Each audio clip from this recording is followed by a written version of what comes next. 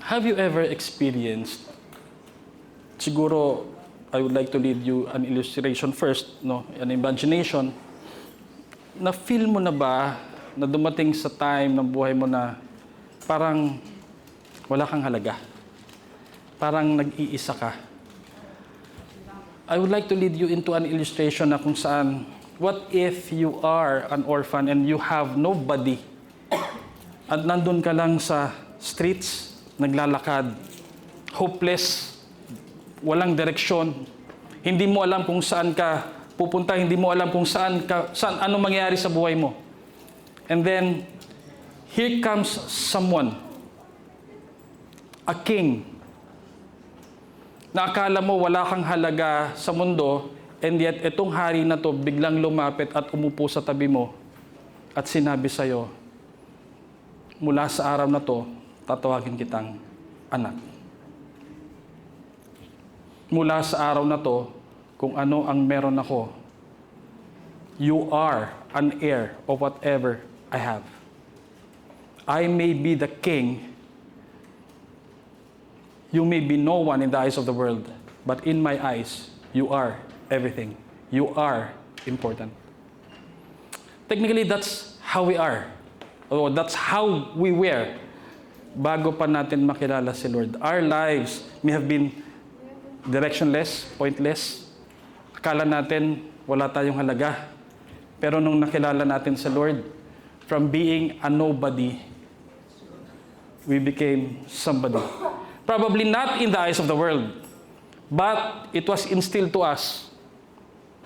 Iba na ako.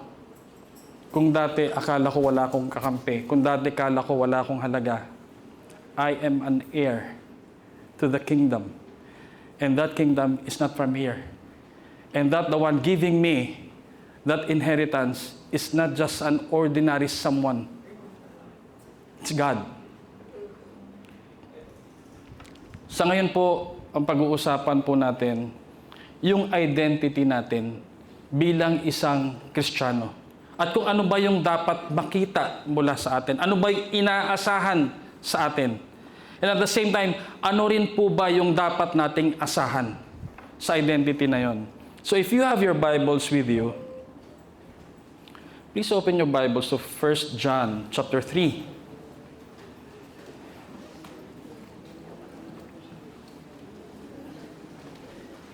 Medyo maghihimay. I will lead you, parang hihimayin po natin yung 1 John chapter 3 ngayon. Usually, sanay lang tayo kumuha ng verse, pero this time, we're gonna tackle the whole chapter, if you would permit. I know God will permit, because this is His word. Pero sana, you would permit as well, kasi hindi ko alam kung aabot po ako sa oras o hindi.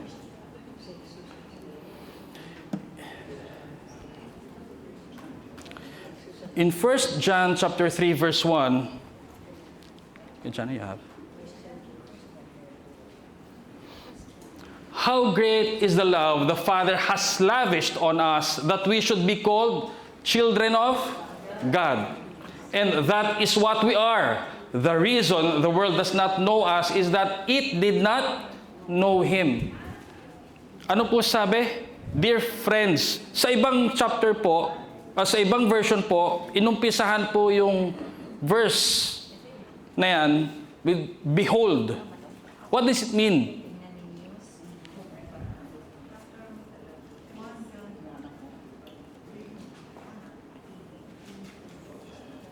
Behold.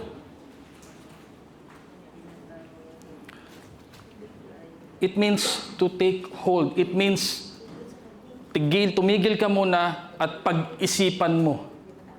Pause and put into mind. Yakapin mo. Ang alin? Yung katuruan. This behold. I rather have this version. What is in? Na inutusan tayo to behold. Sometimes, bilang mga Kristiyano o matagal na sa church, parang akala natin napaka-ordinaryo lang ng salitang love of God. Pero this time, we have been hindi siya, it's an imperative word. Kumbaga, inuutusan tayo. Na ang sabi ni John, take note of this. Itatak nyo sa isip nyo. Lunukin nyo ang katuroang ito. Ano daw yung katuroan? What manner of love the Father hath bestowed upon us, that we should be called the sons of God. The term, what manner of love? Tingnan niyo po yung, pag mababalikan po natin yung famous na part ng scripture, yung John 3:16. For God so loved the world. So, wala pong kalakip or wala pong kapantay na adjective. Same thing dun sa ginamit na original Greek word dun sa manner of love. It's like John is simply saying, wala itong katumbas sa mundo. It's out of this world. Hindi ito kayang pantayan, hindi ito kayang intindihin. Unfathomable. This is the kind of love that God has for us. Bakit natin nasabi? Paano natin nasabi? Or paano ito nasabi ni John that this manner of love is indescribable. It's out of this world. Hindi ito kayang ibigay ng isang ordinaryong tao. Ano nga bang merong pagmamahal ang Ama para sa atin? Katulad nga po ng kinanta natin kanina, yung Sukdulang Biyaya. It simply implies, no matter what, or no matter what background we had been, kung ano man yung nakaraan natin, gaano man yan kadilim, alam po natin yon that before we came to know God, alam natin kung sino tayo. Baka nga hindi natin inaasahan na magbabago pala tayo dahil sobrang lala nung pagkatao natin. Tama po ba? But yet, nung natutunan natin yung pag-ibig ng Diyos, Lord, salamat po.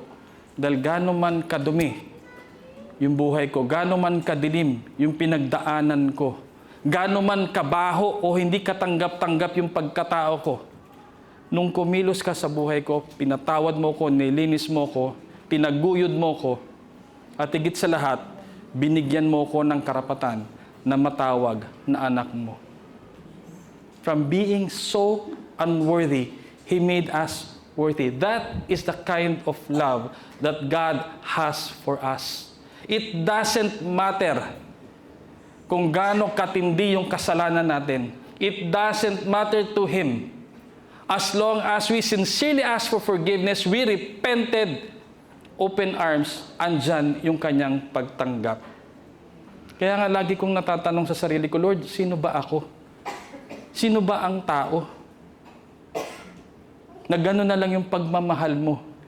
Na kahit kinalaban ka namin ng una, kahit namuhay kami yung term mo bilang isang rebelde, bilang isang laban sa'yo, and yet, nung paglapit namin sa'yo, wala kaming narinig, hindi mo kami tinaboy.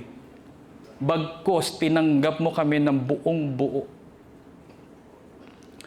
I remember the words in the book of Isaiah, though your sins are red as crimson, I will cleanse them white as snow.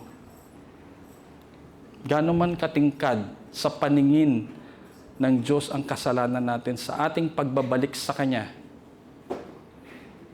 nandyan yung pag-ibig niya para linisin tayo na parang nyebe, na parang snow. It's pure.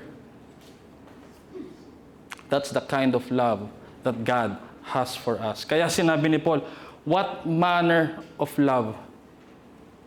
This love, hindi pa nakita kahit saan, hindi pa naramdaman kahit saan, hindi pa na-experience kahit kailan. Pero pag kilos ng Diyos sa buhay natin, Lord, mapapataas ka na lang ng kamay. Salamat po.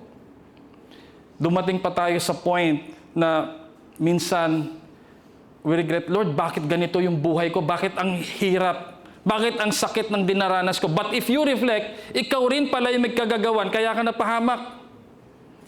Pero kung makapagreklamo tayo sa Diyos, wagas. But then, when we came to Him, kahit hindi siya part ng paggawa natin ng problema, di ba parang unfair naman kay Lord? We do everything according to our own ways. Pag napahamak tayo, mas malakas pa tayong magreklamo, Lord, bakit ganito? Eh tayo naman ang gumawa ng mali. That's why we suffer. That's why nasasaktan tayo. Wrong decisions, napapahamak tayo. Hindi naman kasama si Lord nung gumawa ng desisyon, pero nung naranasan na natin yung problema, Lord, bakit ganito? Lord, alisin mo naman to. What if the Lord says, nung ginagawa mo yung problema, hindi mo ako naisip. Ngayon, lumala na, nagsasuffer ka na sa problema mo, ngayon lumalapit ka sa akin. Ba't hindi eh? Ganun na lang yung pag-ibig ng Diyos eh.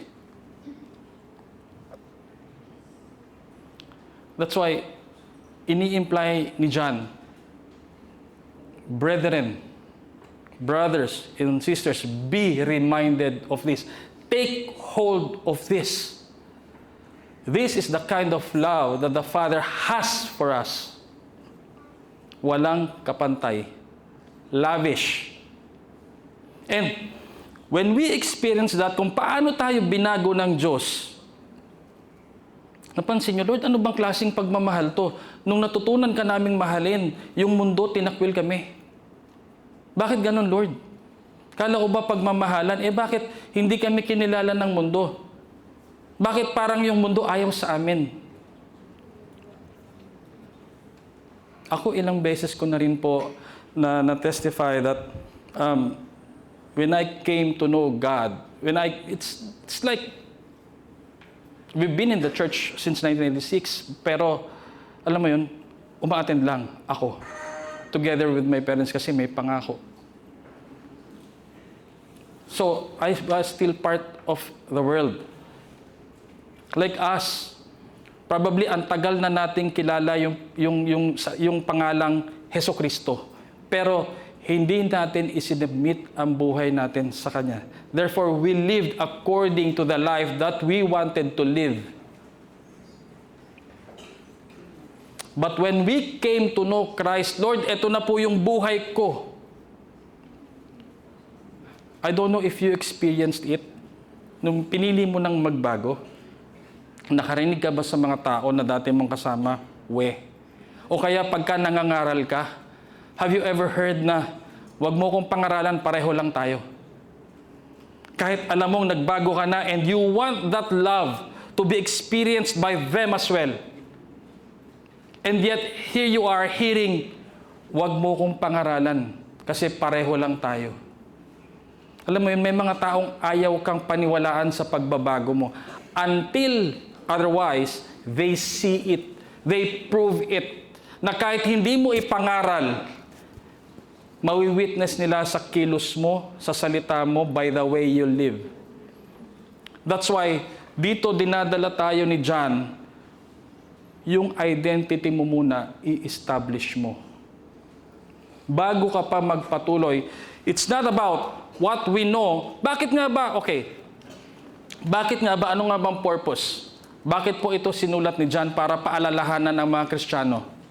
Because during this time, this era, nung sinulat niya po ito, lumalabas po yung tinatawag na agnostics. Ano po yun? Yung mga taong nakasalalay lang sa sariling kaalaman o sa sariling katalinuhan.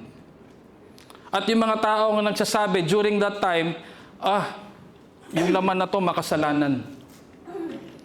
That's why, di ba hanggang ngayon, I don't know, narinig nyo na ba yung salitang tao lang?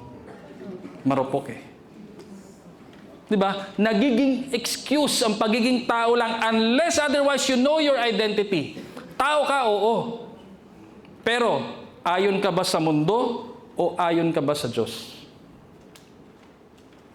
That's why inumpisahan ni John agad sa 1 John chapter 3, behold, this is your identity. You have been loved by God, you have been accepted by God, you have been renewed by God, and therefore, when you accepted Jesus Christ, ano ba nangyayari?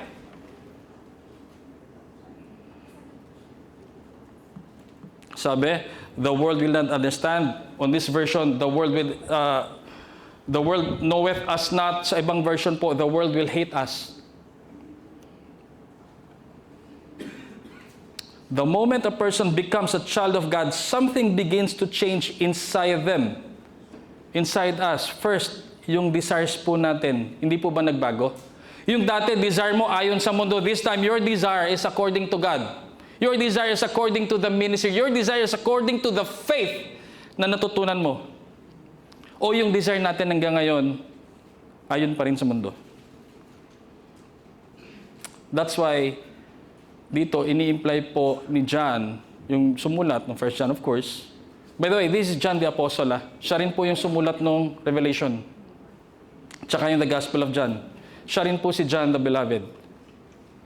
So he's simply saying, as you identify yourself with God, dapat, just as isang Kristiyano, sinasabi, yung expectation mo sa pag-iisip dapat nagbago din po. Yung desire mo dapat nagbago rin po. Dati ang priority mo, sarili mo. Dati ang priority mo, hanap buhay mo. Dati ang priority mo, kung ano lang yung gusto mo. This time, sino po naging priority natin when we came to know God? Diba? Dati nare-recite lang natin yung Matthew 6:33, diba? Seek ye first the kingdom of God and everything shall be added unto you. Oh, magsisimba ko, unahin ko lang si Lord tuwing Sunday. Then after that, anong mangyari? Gala, because it's family day. Hindi ko sinasabing masama. But sometimes, nakakalimutan natin, nagkakaroon po tayo ng switch. Kristiyano lang tayo pagdating sa church. Paglabas po ng church, lalo na pagdating sa bahay, parang may switch ulit. Hindi mo malaman kung ano na yung totoo. Di ba pagdating sa bahay, medyo iba yung... Di ba? Kasi kampante ka na eh. Kasi balwarte mo na yun. You can do whatever you want. You can say whatever you want. Walang makakakita.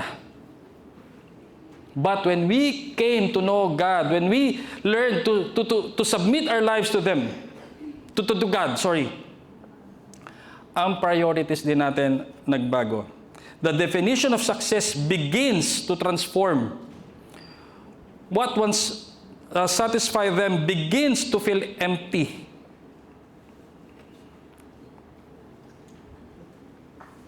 Yung katuruan po ng mundo, naging walang halaga po sa atin. Ano po ba yung katuruan ng mundo? First, wealth as the ultimate security. Ganun po sa atin, di ba? Kung sino ang may pera, lumalabas, kampante siya sa buhay, lumalabas, angat siya sa iba. Tama po ba? Power as the ultimate authority. Kung sino ang nasa pwesto, siya ang may say. Di ba ganyan po ang patakaran ng mundo? Pleasure as the ultimate satisfaction, recognition as the ultimate achievement. Ito yung pinaka-common trap ng tao. Living for others. Yung gusto natin lagi tayong aware sa kung anong masasabi ng iba sa atin. We would like to impress others always. Diba? Yan po yung common trap. Kaya ang daming Pilipino po, ang daming Pinoy naghihirap. Kasi hindi bali nang makitang meron, kahit hindi naman alam sa katotohanan na, alam mo yun, kasi gusto natin maging in. Gusto natin maging impressive tayo sa paningin ng iba. Gusto natin meron tayong yabang. Kaya lalo po tayong naghihirap, sad to say. Why? Kasi yun po yung pamantayan ng mundo, yung recognition.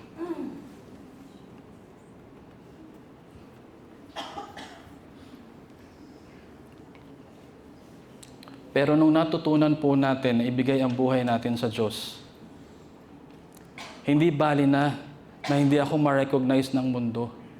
Hindi bali na hindi ako in. Hindi bali na hindi ako sumusunod kung ano man ang uso o kung ano man ang ginagawa ng mundo. Kung yung iba, yung mayaman sa panloloko, hindi bali nang maging mahirap ako basta lumalaban ako ng patas. i-tweak ko ng konti. Hindi bali nang mahirap ako, basta sa mata ng Diyos, malinis ako o tama ako.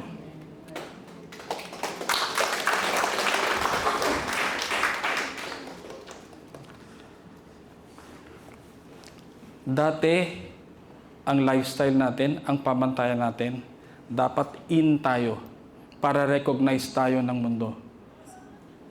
Pero this time, di bali na, basta banal ako sa paningin ng Diyos. Holiness will be our standard of living when we came to submit our lives to God. This time, I'm not living according to the world. This time, I choose to live in holiness. Kasi alam ko, yan ang pamantayan ng Ama ko na nagmahal sa akin.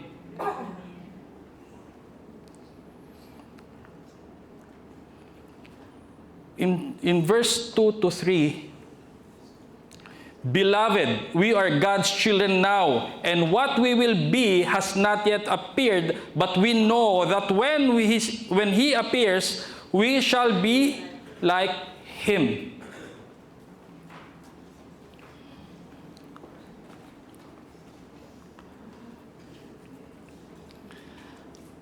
If our faith does not produce hope, then that is not faith at all. Kung totoong sumasampalataya tayo sa Diyos, ayon sa salita niya, hindi ayon sa naituro o naipasa o ayon sa kultura, kung talagang sumasampalataya tayo ayon sa katotohanan ng kanyang salita at ang sinabi ng kanyang salita that Christ will come again at ang pamantayan niya for us to see Him is to live in holiness, therefore our faith must also produce hope.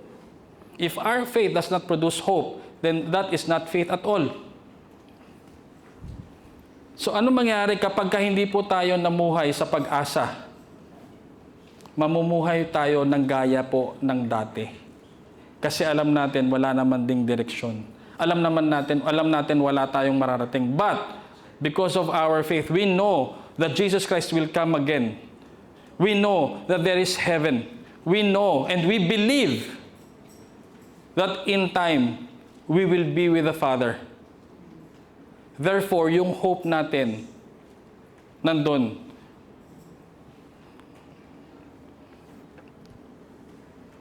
So, when hope is there, you will always choose to live in holiness, to live in purity. Everyone who has this hope purifies himself. When a person truly believes they will stand before Christ, they cannot remain indifferent about how they live.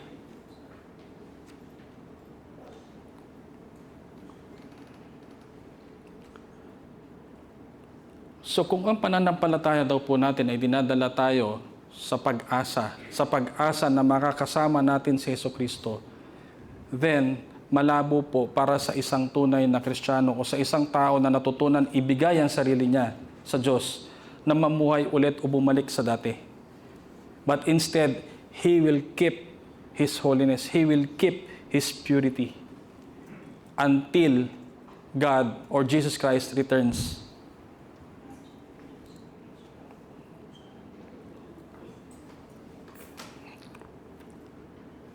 In chapter 4, we are being reminded, sin is real. Pwede po ba natin sabihin, sin is real? Sin is real. Yan. Kung totoo po ang kasalanan, totoo rin po yung mga effects ng kasalanan sa buhay natin. And God is serious about sin.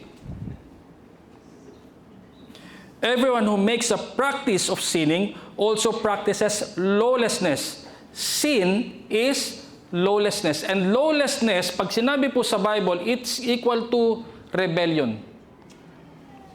Di ba? Ganun naman eh. Pag baliwala sa'yo ang batas at pilit kang namumuhay ayon sa gusto mo, di po ba that's rebellion? Beloved, now are we the sons of God, and it doth not yet appear what we shall... Verse 4, please. Sin is often minimized in modern thinking, but Scripture presents sin in its true form. Sin is not merely weakness. Yung sinasabi natin kanina na tao lang marupok. Hindi. You can make a decision. Pwede mong pagdesisyonan yan. Pwede mong pag-isipan yan kung gagawin mo o hindi. Kahit ang tukso nandyan sa tabi mo, kahit ilang klaseng tukso pa yan na dumating sa'yo, pwede kang manindigan.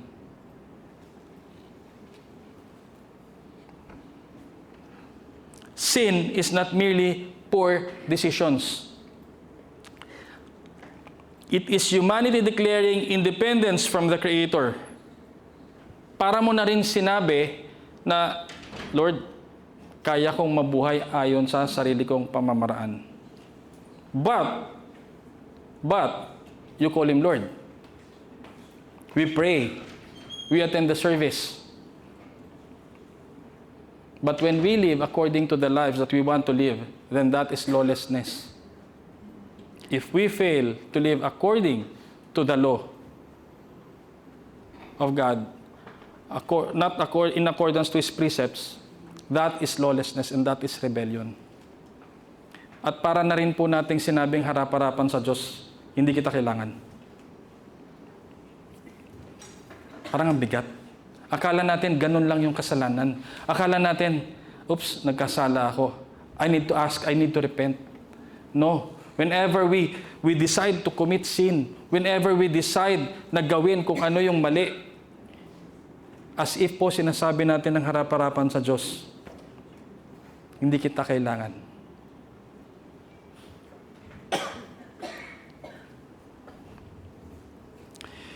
Sin destroys relationships. Tama po ba? Ano ba ang pinaka-anay ng isang relasyon? Trust?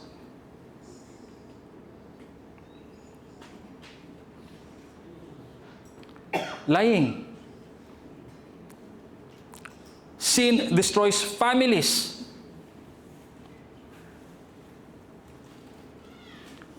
Sin destroys nations. And most of all, sin destroys the soul. Sin promises freedom but produces bondage. Sin promises pleasure but delivers regret. Wala pong libre sa mundo. Ang sin po, parang enjoy now, pay later. Akala natin ganun-ganun lang. And from there, kaya po sinabi sa verse 5 to 8, you know that He appeared in order to take away sin. Sino po yung tinutukoy? Sino po yung tinutukoy dito? And ye know that He was manifested to take away our sins, and in Him is no sin. Whosoever abideth in Him sinneth not. Whosoever sinneth hath not seen Him, neither known Him.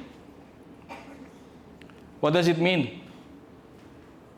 Whosoever abideth in Him sinneth not. Hindi po porke Kristiyano na tayo, ibig sabihin, hindi na po tayo nagkakasala. Ang sinasabi po rito, kung sino man ang talagang sumasampalataya sa Ama or kay Jesus Christ, pipiliin niya po na hindi magkasala. So, it's not an excuse na nasa church ka. It's not an excuse that you're doing things according to the law.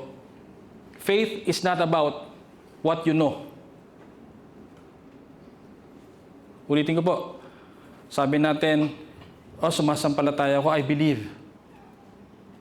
Faith is not just about believing. Faith is not just about knowing. Faith is about acting and living according to what you know. Pag hindi mo na-practice kung ano yung nalalaman mo, it's not faith at all. Hindi po ako galit na carried away lang. Our faith must lead us to live according to it, according to the truth. If our faith, our so-called faith, does not leave us or does not compel us to live according to holiness, then it's not faith at all. It's just a belief. It's just a knowledge. At dito po, during this time, alam din po ng mga tao who claims to be Christian yung Old Testament, because this was addressed to the Jews. And this was addressed to the early Christians. Pero ang dami pong dumadating na, alam mo yon, kasi enticing ang mundo eh. Ang sarap mamuhay ayon sa mundo. It's satisfying. It's gratifying. So, ang dami pong false teachers na lumabas sa church at nang-iinganyo pa ng iba pang mga Kristiyano. And here, John is simply saying, panghawakan nyo yung pananampalataya nyo. Be reminded of God's love. Be reminded of who you are before God made you experience yung pag-ibig na yun. Alalahanin mo kung sino ka dati bago ka itaguyod ulit ng Diyos.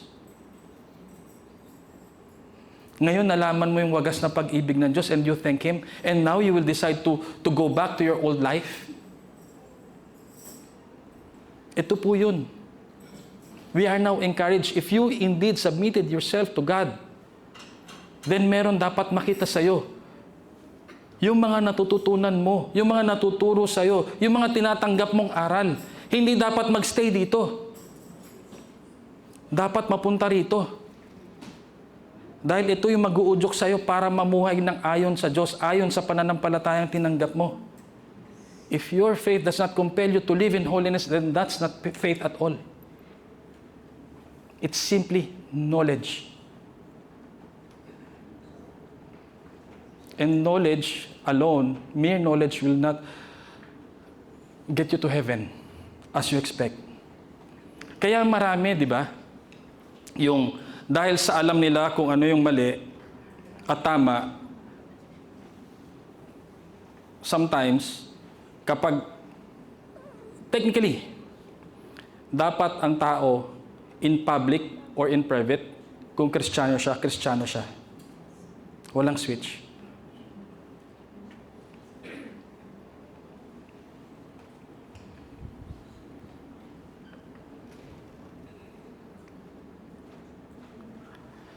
Kaya nga daming tao, porque alam nila kung ano yung sinasabi according sa word. Pagdating sa bahay, panayang mura. Pagdating sa public, lalo na sa church, medyo nagtitame yung tang.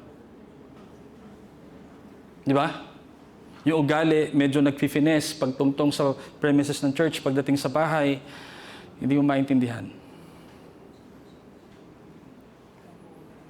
So, anong tawag natin doon? Kristyanuhan. Tama po ba? Ang problema, ang Kristyanuhan, dadalin ka sa langit-langitan.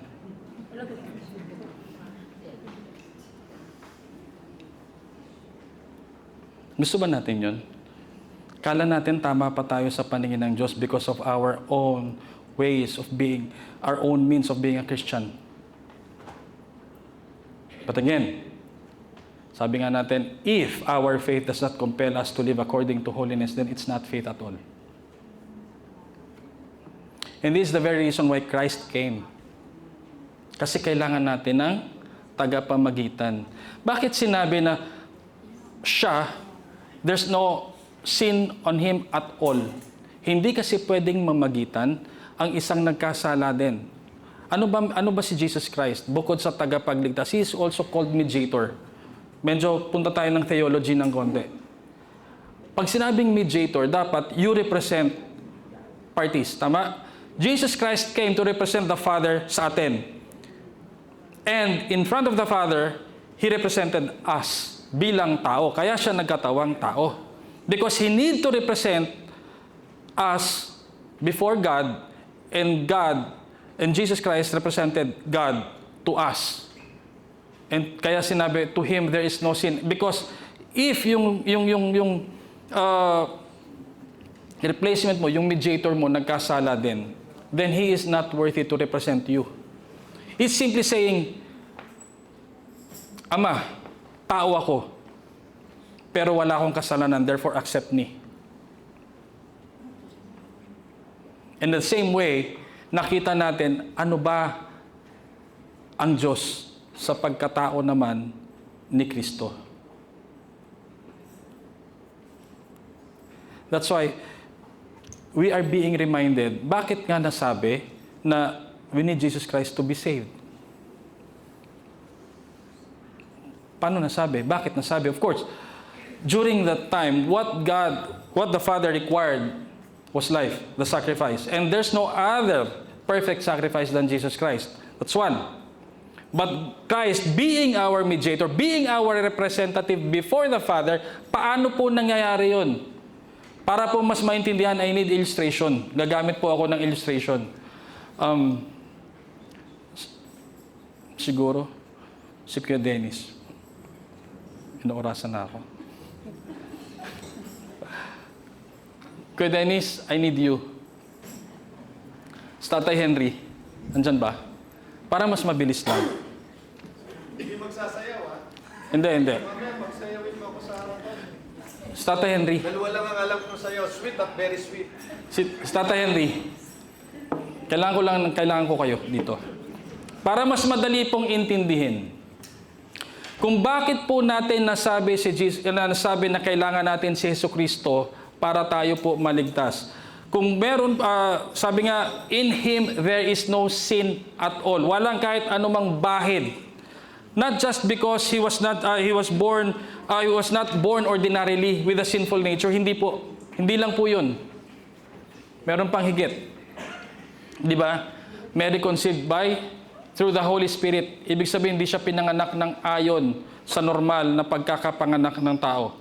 It was Mary, the conception of Mary was through the Holy Spirit. Therefore, Jesus Christ was born without sin. Hindi po si Mary. Gaya po ng naririnig natin sa iba. Now, paano po na nangyayari na kailangan po natin si Jesus Christ para po tayo maligtas? Sabi natin kanina, Jesus Christ had no sin at all and we need Him to represent us before God. So, kailangan yung magpe-present sa atin walang bahid ng kahit anumang kasalanan. Paano po nangyayari yun? For example, si Tatay Henry yung common tao and he needs forgiveness. He needs the righteousness of Jesus Christ. He needs the perfection of Jesus Christ. Now, gamitin ko po si Kuya Dennis as Jesus Christ muna. Kunyari. Diba? Now, nakikita nyo ngayon si Tatay Henry, right? Before the Father, what the Father sees, what God sees, is si Tatay Henry puro kasalanan sa mata niya. Pero sa paanong paraan na magiging malinis sa paningin ng Ama si Tatay Henry? As he surrenders his life to Jesus Christ and say, Lord, my life is yours. Then what happens now, as we accept Jesus Christ as Lord and Savior, he will be covered now by the righteousness of Jesus Christ.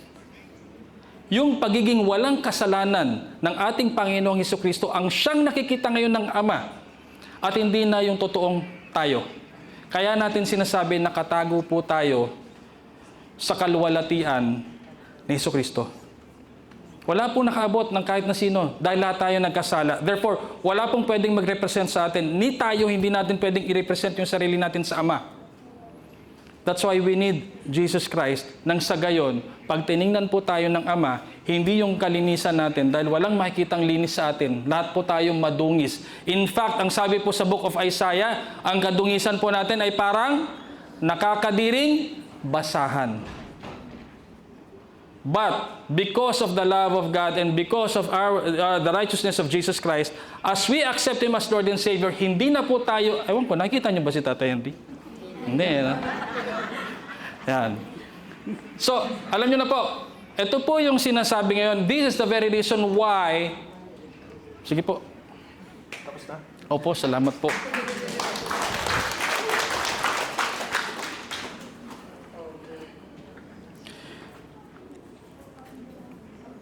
This is the very reason why He appeared to us. Kung bakit po nagkatawang tao si Jesucristo for that aspect. To represent, to be our mediator, not just, alam natin tagapagligtas, pero ang tanong, paano? Yan po yung tinuturo sa atin. Kasi bakit? If our faith does not compel us to defend it, then it's not faith at all. Paano po pag may nakaharap tayong ibang nagtuturo ng mali? What do we say? Kung hindi natin alam. Basta si Jesus Christ tagapagligtas ko. Tapos. He died on the cross for my sins, for my forgiveness. Tapos. Paano? Yun yung sinasabi sa atin. This time, let's go deeper. This time, let's come to know Jesus Christ more. Ano pa ba yung ginawa niya? It's not just about His blood. Yes, His blood was required.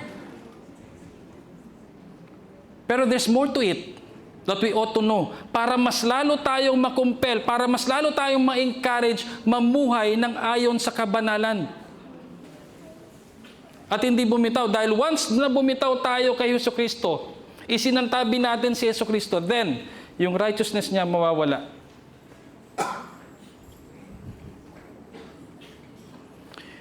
In verse 8 to 10,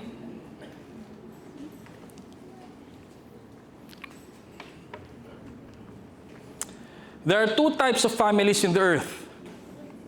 John now presents a truth that confronts every human heart. There are ultimately two spiritual families in the world. The children of God and the children of the devil. Paano po ang distinction? He that committeth sin is of the devil, for the devil sinneth from the beginning. For this purpose, the Son of God was manifested that He might destroy the works of the devil. What is the works of the devil? What are the works of the devil? Whosoever is born of God doth not commit sin, for his seed remaineth in him, and he cannot sin because he is born of God. In this the children of God are manifest, and the children of the devil. Whosoever doeth not righteousness is not of God, neither he that loveth not his brother. If our faith does not compel us to love, then it is not faith at all.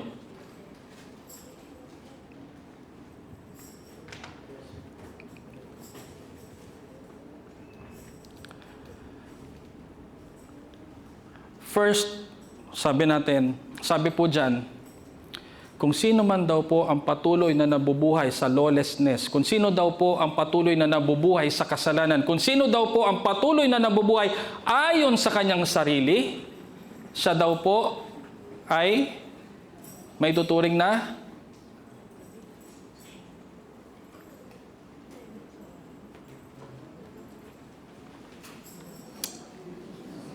ayoko sabihin, pangit eh. Son of the devil. Ang bigat. But the Son of God can be identified. The children of God can be identified. First, if his faith compels him to live in holiness, and his faith compels him to love. Anong love? First, yung pag-ibig sa Diyos. Yung pag-ibig sa Diyos na naranasan mo that compels you to live, to choose to live in holiness. But there is another love na kailangan makita raw sa atin. And that is the love for our neighbors. The love for others. Kasi ang dami po na Kristiyano, matagal na, pero nabubuhay. Last week, di ba, sinabi? Maraming Kristiyano nabubuhay sa pagkamuhi. Maraming Kristiyano nabubuhay sa sama ng loob. Nabubuhay ng may sama ng loob. Nabubuhay ng may galit.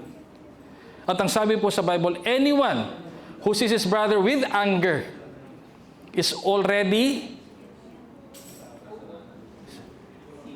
sinful of murder. Yung taong nabubuhay sa galit, pag tinignan mo ang iyong kapwa, para ka na rin daw pong pwedeng kasuhan ng murder. Ganun po katindi. So akala natin simple lang. Naging Kristiyano ka pa kung nabubuhay ka naman sa galit.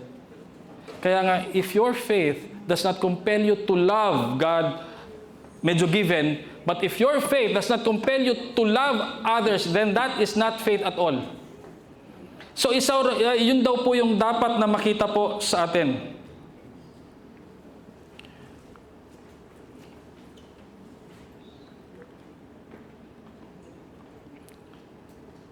Kung mapapansin niyo po, dito po ako medyo in verse 11 to 18, John reminded us about Cain.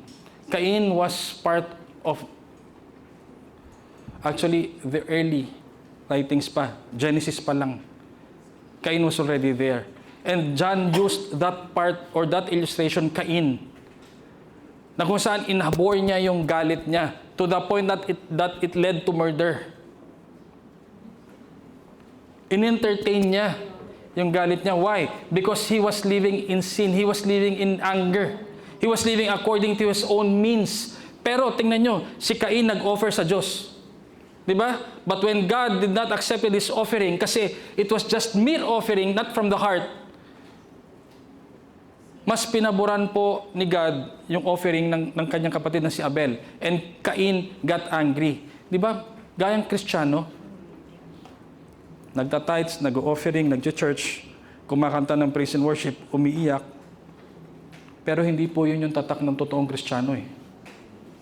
Nasaan yung bunga? Nasaan yung love? You may be in the church for a very long time, but if you do not know how to love others, then questionable po yung pagiging Kristiyano natin. So doon kinumpare ni John yung totoong pag-ibig sa Diyos at yung totoong pag-ibig. Cain loved himself only, though he did what was commanded by God, but it was not accepted because it was not done out of love. And this is true love. Now, kinumpare ni John, ito yung totoong pagmamahal si Jesucristo. Na kahit na naturing na tayong rebelde, kahit na naturing na tayong kalaban ng Diyos, still, yung love nandoon to the point of offering His life.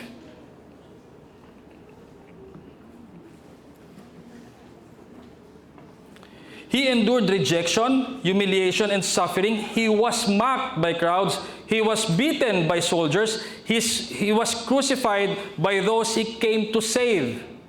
And even while hanging on the cross, He prayed for those who hurt Him. That is love beyond comprehension. Despite of those people who crucified and hurt Him, who mocked Him, yet anong sinabi ni Jesus Christ pagdating sa cross? Forgive them for they do not know what they are doing. Sino rito yung pinag-pray natin, yung mga taong nakasakit sa atin? Lord, sana po bumait na siya para makuha nyo na. Joke.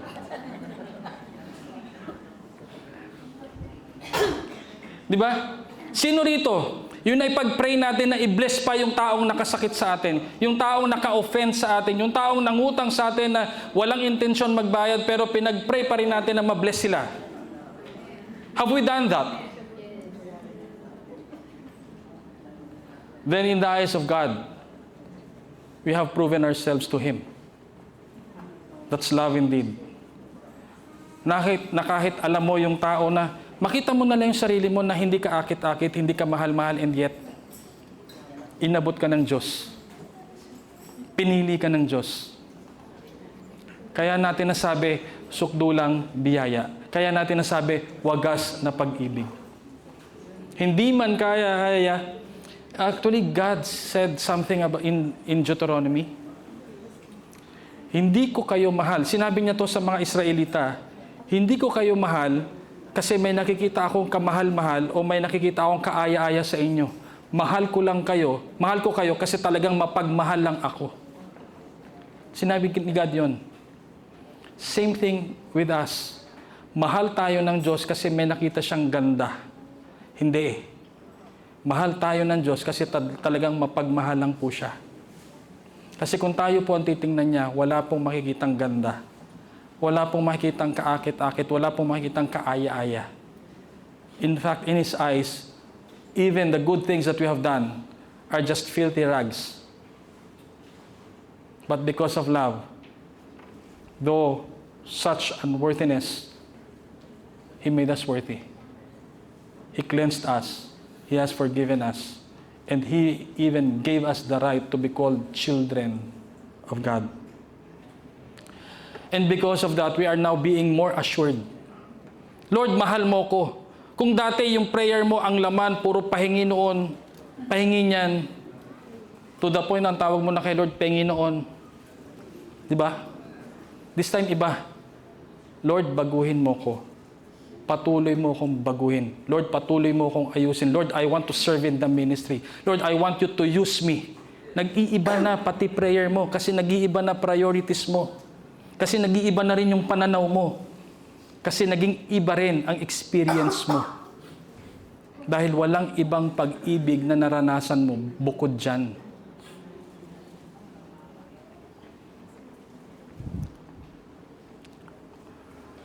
And this time, even our prayers become bold.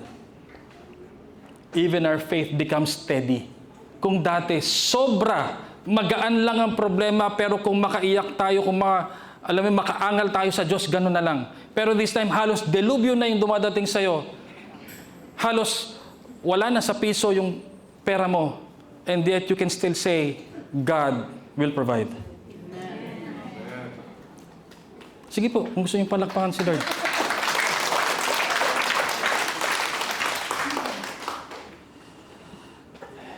And the Spirit of God confirms that they belong to Him.